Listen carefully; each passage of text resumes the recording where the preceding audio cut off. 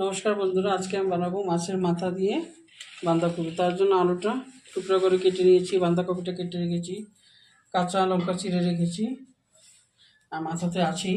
আগে তেলটা বসিয়ে দিয়েছি, আর তেলটা গরম হয়ে গেছে। এখন আলুটা আগে ভেজে নেব।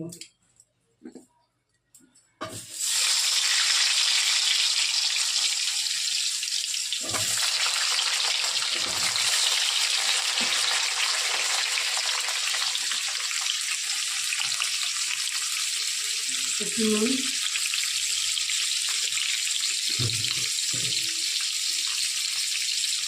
একটু হলুদ দিয়ে লাল লাল করে আলুটা ভেজে নেব।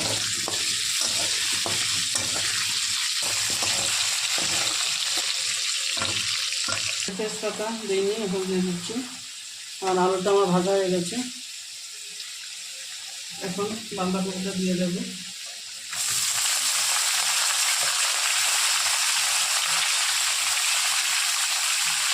বাঁধাকপিটা দিয়ে একটু সময় ভেজে নেব।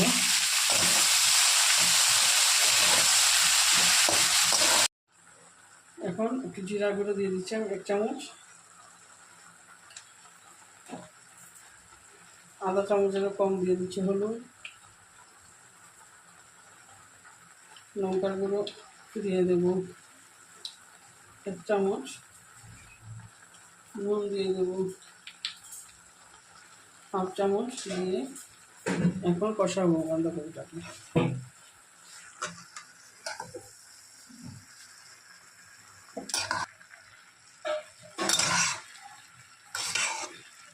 দেখে দেখে কষাবো।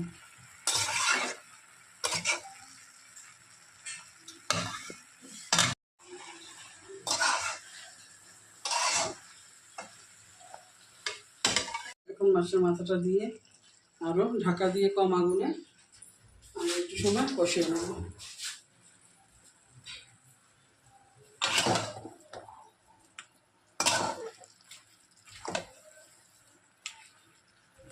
একটু চিনি দিয়ে দিচ্ছি, চিনি দিয়ে একটু কষিয়ে নেব।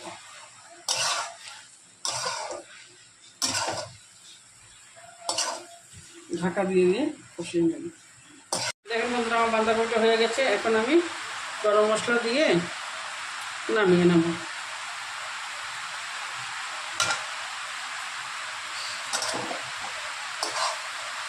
গরম মশলা দিয়ে এখন একটু সময় কড়াইয়ের মধ্যে রেখে দেবো, আরও টানবে, তারপরে পরিবেশন করা যাবে। এখন চুলার গ্যাসটা অফ করে দিয়েছি।